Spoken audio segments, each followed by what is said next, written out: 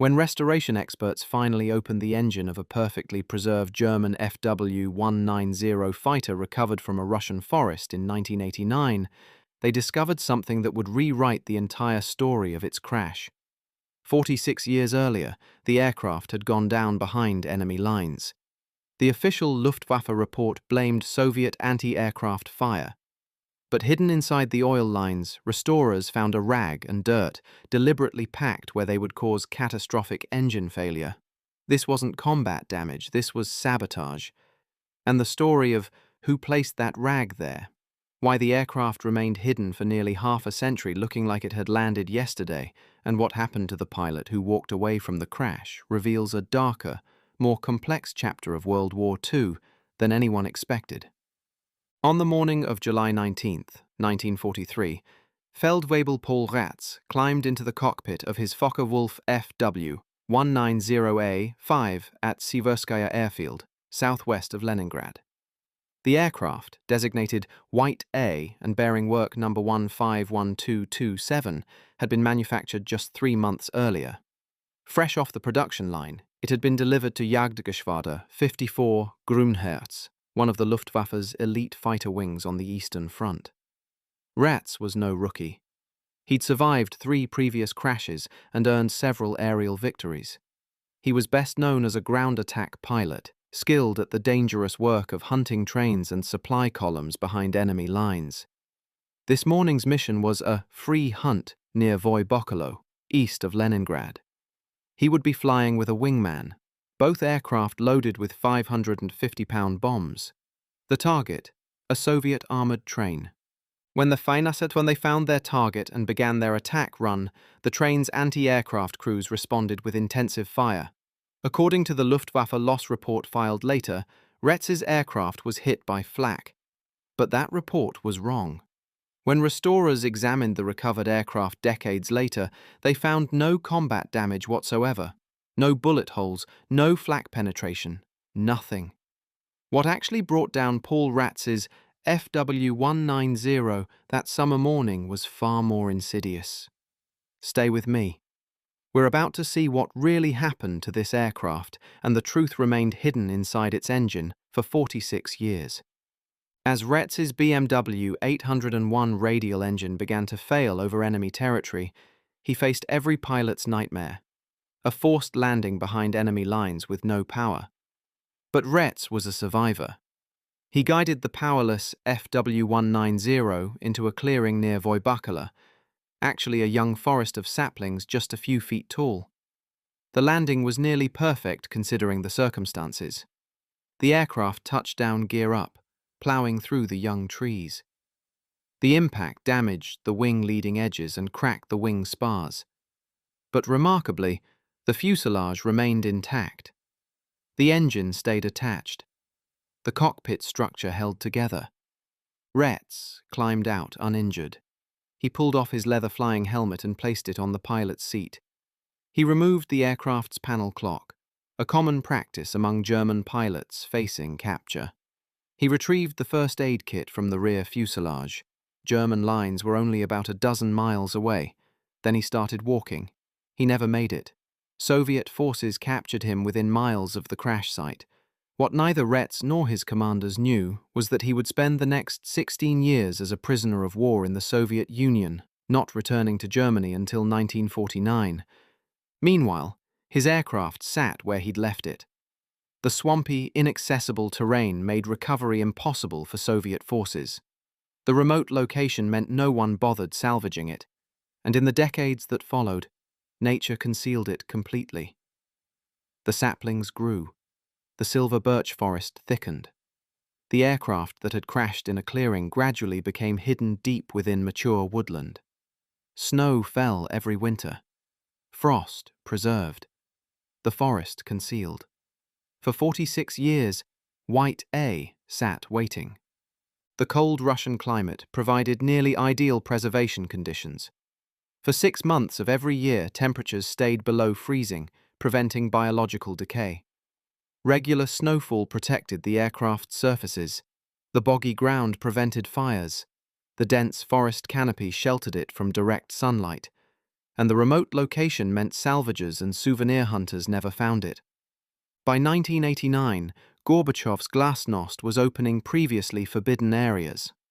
The forests around Leningrad, soon to be returned to its historical name of St. Petersburg, became accessible to civilians. When hunters stumbled upon the FW-190, they couldn't believe their eyes. Aircraft wrecks had been discovered before, shattered and scattered across impact sites. But this was different. The FW-190 sat upright, resting on its belly, now surrounded by mature birch trees. The forest had literally grown up around it. The national markings were clearly visible through forest grime. The paint had survived remarkably well. Through the cockpit glass, instruments were still mounted on the panel. When aviation experts arrived, they immediately recognized its significance. This was one of the most intact World War II aircraft ever discovered anywhere. The recovery operation in 1991 required a helicopter to airlift it from the boggy terrain. British warbird collector Doug Arnold initially acquired it, recognizing that 80 to 90% of the airframe was original. The ammunition boxes were still in place, loaded. The oxygen system was intact.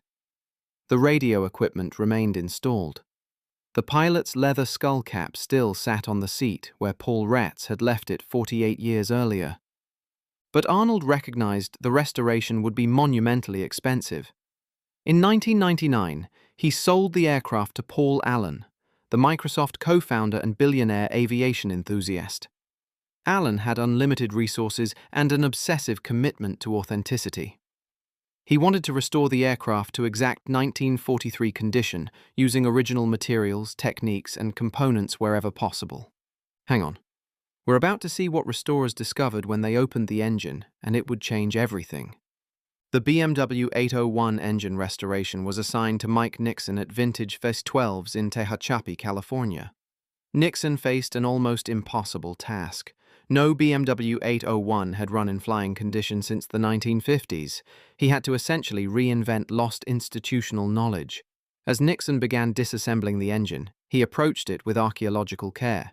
The BMW 801 was a masterpiece of German engineering, a 42-litre 14-cylinder radial producing 1,700 horsepower and incorporating the commando Gerät, a mechanical computer that automatically managed engine parameters. When Nixon examined the oil lines, he noticed something odd. The engine had been newly installed just days before the July 19th mission. It should have been perfect, but the oil lines showed blockages, dirt. Not engine carbon deposits, but soil, earth, material that had no business inside a sealed oil system. Then he found the rag.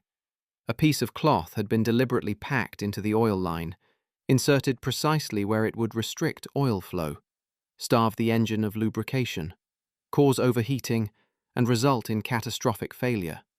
This was sabotage. The realization transformed understanding of what had happened on July 19th. 1943. Paul Rätz hadn't been hit by Soviet anti-aircraft fire. He'd been brought down by an act of resistance that occurred weeks earlier and hundreds of miles away, in a factory where his engine was assembled. By 1943, Germany's industrial workforce had been transformed by total war. Millions of German men were serving in the Wehrmacht.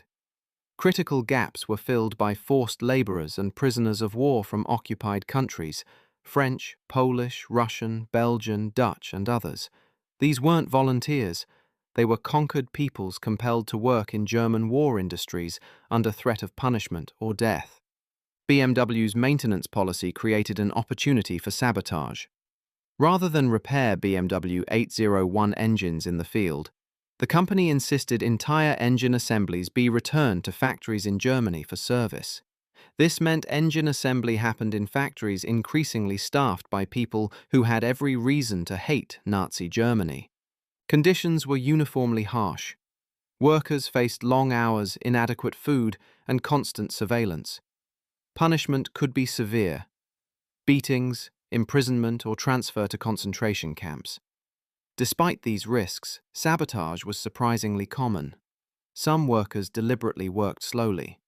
Others made small alterations to parts that wouldn't be discovered until later. The most dangerous saboteurs targeted critical systems in ways that would cause failure only during combat operations.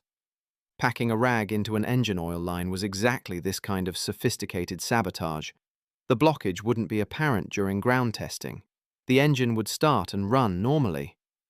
But once subjected to sustained high-power combat operation, the restricted oil flow would cause bearing failure. An internal shaft, running without lubrication, would overheat and seize. In the BMW 801's case, the failure disabled both fuel and oil pumps. Without fuel pressure, the engine would quit. The saboteur's plan worked perfectly. Who was this saboteur? We'll never know. They took an extraordinary risk. Sabotage in German war industries was punishable by death, often preceded by torture. The Gestapo maintained extensive networks of informers. Getting caught meant almost certain execution, usually by hanging, often carried out publicly. Despite these risks, sabotage was widespread. Recent research reveals German war production was significantly affected by resistance. Weapons failed. Vehicles broke down prematurely. Aircraft engines developed mysterious problems. The saboteur who targeted work number 151227's engine succeeded. Their act brought down a German fighter, captured an experienced pilot, and contributed to defeating Nazi Germany. They paid for that resistance with their freedom and quite possibly their life. But they made their mark on history. The evidence of their courage sat hidden inside that engine for 46 years, waiting to be discovered. Keep watching. We're about to see how Nixon solved the puzzle of rebuilding this sabotaged engine. Nixon removed the rag and debris, cleaned the oil lines, and continued the painstaking restoration. He sourced parts from multiple engines and reinvented maintenance procedures for an engine no living mechanic had worked on. The commando jet alone required months of work. This mechanical computer automatically adjusted throttle, mixture, boost pressure, and propeller pitch. It was maddeningly complex to rebuild and calibrate. A mistake could cause the engine to destroy itself within minutes. After years of work, the moment arrived in December 2010 for the first engine run. Nixon installed the engine in the restored airframe. Everything was checked and rechecked. Then he pressed the starter. The BMW 801 roared to life for the first time since 1943. The sound was distinctive, deeper and more aggressive than American radial engines. The 14 cylinders fired in sequence. Nixon advanced the throttle, monitoring temperatures and pressures. The engine responded perfectly. The commando jet worked as designed. For those watching, the moment was surreal. This specific engine, built in 1943, sabotaged by an unknown resistor installed in an aircraft that crashed in Russia, hidden for 46 years and rebuilt using lost knowledge, was running again. On December 1, 2010, test pilot Steve Hinton lifted White A into the Arizona sky for a 20-minute maiden flight. It was the first time work number 151227 had flown since July 19, 1943. 67 years separated that moment from Paul Rätz's forced landing. The BMW 801 ran perfectly, the saboteur's handiwork long since removed. The controls responded smoothly. Later flights confirmed the aircraft handled beautifully. After flight testing, the aircraft was transported to the Flying Heritage Collection's facility in Everett, Washington. There it became the centerpiece of the collection, painted in its historical markings. During summer flying days, the distinctive sound of the BMW 801 would echo across the airfield, giving audiences a visceral connection to history. But what happened to Paul Rätz? Hang in there. The pilot's fate adds another layer to this story. Paul Rätz spent 16 years in Soviet captivity. Soviet POW camps were notoriously harsh. Many didn't survive. When Rätz finally returned to Germany in 1949, he came back to a country divided and transformed. The Germany he'd fought for no longer existed. He rebuilt what life he could, carrying memories of a world that had ended. He never learned what became of White A. He never knew it had survived, sitting undiscovered just as he'd left it. He died in 1989, the same year hunters stumbled upon his aircraft. The timing is almost poetic. Just months separated Rätz's death from the discovery of the aircraft that defined one of the worst days of his life. His family later learned about the discovery. Researchers contacted them to piece together the aircraft's history. And the family still had the clock, the panel clock Paul Rätz had removed before walking away toward captivity. The family had kept it for 46 years. When Paul Allen's restoration team reached out, the family confirmed details of the mission, the crash, and the aftermath. The clock remains with the family, a private memory of a private man who became inadvertently famous when his aircraft emerged from the forest. The human cost of the sabotage is difficult to calculate. The saboteur's act removed one fighter from combat and contributed microscopically to defeating Nazi Germany.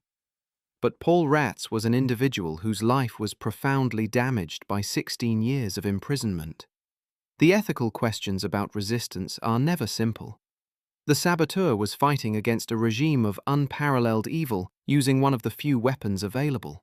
The risk they took was enormous, but their act had consequences for a specific individual whose relationship to Nazi ideology remains unknown. So what's the final verdict on this extraordinary story? Let me give you the answer, and it's more complex than any simple narrative. The story of FW190, work number 151227, is really multiple stories layered together. It's about German engineering and the design philosophy that created the FW190. It's about Soviet preservation, how cold climate and remote location kept the aircraft intact for nearly half a century. It's about resistance, how unknown individuals fought Nazi Germany from within the factories that supplied its war machine. It's about one pilot's survival and imprisonment, and how war breaks people in ways survival doesn't heal. It's about obsessive dedication to authenticity, how Paul Allen and his team spent years and millions bringing a single aircraft back to life as an authentic historical artifact. The aircraft that emerged from restoration in 2010 represented all these stories simultaneously. Every time it flew, it carried the saboteur's act of resistance, visible only to those who knew to look inside the oil lines. It carried Paul Rätz's skill, demonstrated by the nearly perfect forced landing. It carried Focke-Wulf engineers' design vision. It carried restorers' dedication to authenticity. Most powerfully, it represented the physical presence of history. In an age of digital recreation, there's something profound about standing near an operating OFW190 and hearing the BMW 801 roar to life. The sound is visceral, immediate, real in ways no recording can match. The smell of burnt castor oil, the vibration through the ground, the raw mechanical power of 42 litres producing 1,700 horsepower. These sensory experiences connect us to history in ways intellectual understanding cannot. They remind us the war we study wasn't abstract. It was real machines operated by real people who felt cold and fear and courage. It was real engineering that succeeded and failed for real reasons. It was real resistance by real individuals whose names we'll never know, but whose impact echoed across decades. Today, work number 151227 remains the only airworthy FW190 in the world, with an original BMW 801 engine. After Paul Allen's death in 2018, the Flying Heritage Collection was donated to Stuart Walton and renamed the Flying Heritage and Combat Armour Museum. The FW190 continues to be maintained in airworthy condition, though it flies less frequently now, the museum cautious about risking irreplaceable history. The aircraft tells multiple stories simultaneously. Aviation enthusiasts see a masterpiece of engineering preserved and restored. Historians see a primary source document providing insights into design philosophy and manufacturing quality. Descendants of resistance fighters see validation that their ancestors' courage made a difference, even when their names were lost. The broader lesson extends beyond one aircraft story. It's about recognizing that historical artifacts aren't just objects, they're carriers of memory, evidence of human experience, connections to events that shaped our world. The preservation of work number 151227 represents a commitment to maintaining those connections, to keeping the past present in material form. The young hunters who stood in that Russian forest in 1989, staring at an aircraft that shouldn't exist in that condition, encountered a moment when past became present in the most direct way imaginable. Their discovery set in motion events that would bring it back to life and preserve its stories for future generations. That preservation matters because memory matters. We study history to understand how people made decisions under unimaginable pressure, what trade-offs they accepted, how ordinary individuals resisted or simply survived. The artifacts that survive provide direct physical evidence that supplements and sometimes contradicts the written record. They make history tangible in ways documents cannot. When restoration experts opened that engine and found the rag packed into the oil lines, they discovered evidence of courage and resistance that no document had recorded. That unknown saboteur's act, carried out at enormous risk in a German factory in 1943, reached across space and time to tell us something profound about the human capacity for defiance even in the darkest circumstances. If this story of hidden history, desperate resistance, painstaking restoration, and the complex layers of meaning embedded in a single aircraft captivated you, hit that subscribe button now for more untold stories from history's greatest conflicts. Don't miss what happens when the past refuses to stay buried.